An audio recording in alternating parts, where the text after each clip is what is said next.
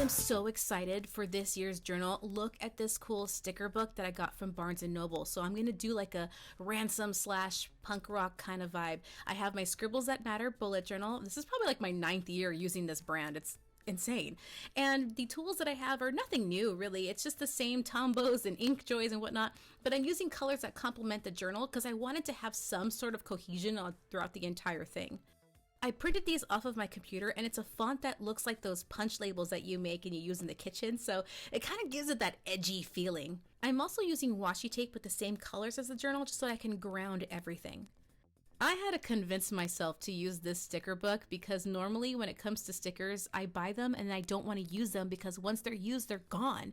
And this year I said, no, use the stickers. And so I figured I'd put them front and center, and I'm so glad that I did because now I feel validated for touching them. So of course, to start off every journal, you gotta have your vision board. You gotta have a plan for 2025. What's your plan? What's on your vision board this year? And now we have a year at a glance, and I'm so glad that I did this in my journal this year because I didn't do it in my last one, and instant regret. So it's something that you definitely refer back to because if you're trying to keep on top of paydays and bill schedules and stuff, this is so important to have in your book. And of course, the obligatory cat must get in the way of everything that you're doing because he wants your attention.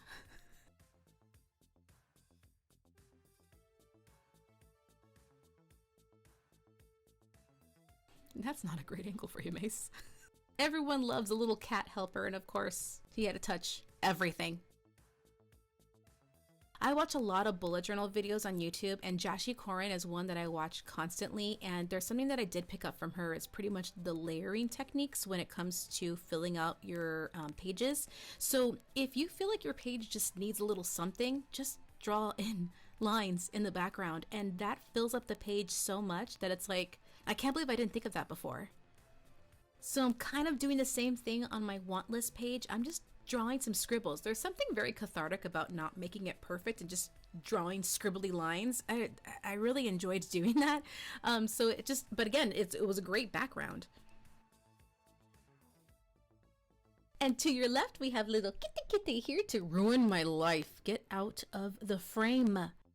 One of the most important pages in my book, if not the most important page in my book, is the bill pay page. So I have a page dedicated to all of my bills, when they are due, and if I paid them or not.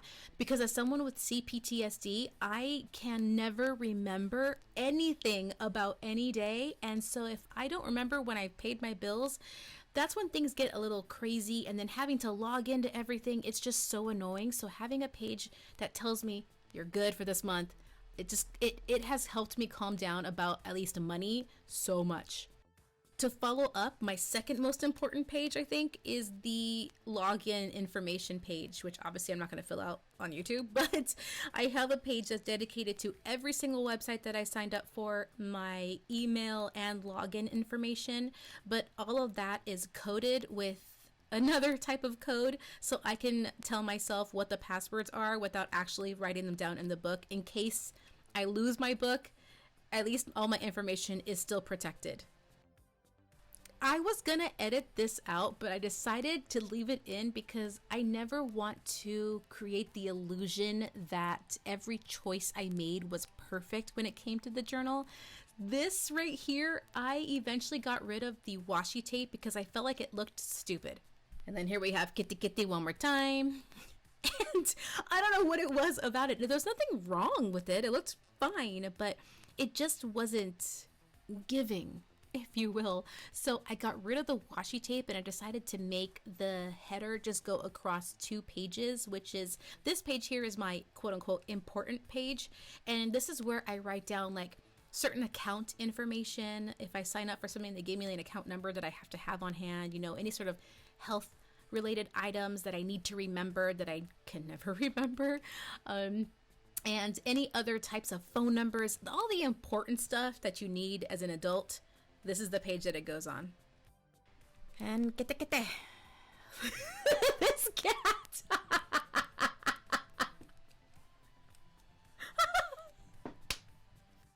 I just want to say to my Mason baby that I love you very much. You're in the fucking way, but I love you so much.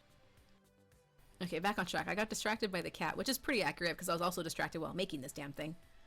So this is my things to do page, and I really wanted to write future me problems, but the letters wouldn't fit on the page, so I cheapened out and I just put down things to do. But in my heart, this is supposed to say future me problems.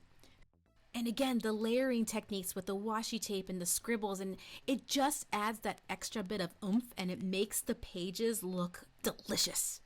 For example, on this page here, you can see I drew in every single line. I connected all the dots, and just by doing that, it filled in so much and it makes my job a lot easier because I don't have to work so hard to make the page look like it's complete. I just started reading and I'm so excited. I was not a reader at all. Blame it on the CPTSD. I don't know what to tell you. All I know is that I love reading now, and last year I did 12 books. So this year I'm not going to push myself. I'm not going to scare myself away. So I gave myself a 2-page layout to host all of the books that I've read for 2025, and then I plan on doing star stickers over them to kind of give them a rating. And then on this page, I'm going to rank the books to see what was my book of the year. And Jashi Koren has this little setup that she has in one of her videos on how to put each book up against each other to figure out which is your top, well, actually, which is your books in order, really. So I'm excited to see what happens.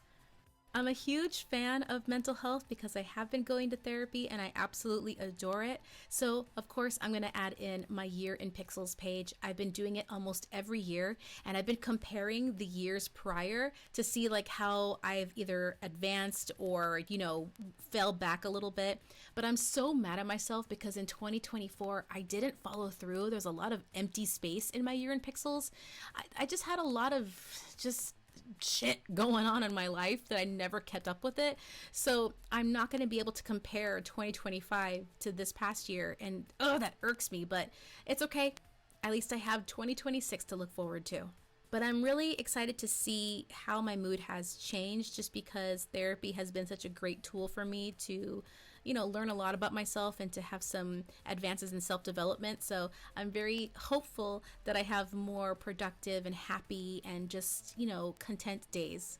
And this here is a flip through of what I've done so far. Now I do plan on customizing each page with a ton more stickers. I want this book to be sticker heavy, but I wanted to show you what it looked like before I did all of that. That way you have a better view of what you could do if you were to buy the same type of sticker books like I did, or sticker book like I did, and follow the prompts like I did. Thank you so much for following me, and if you're not subscribed to my channel, please do so, and I will see you guys soon. Bye!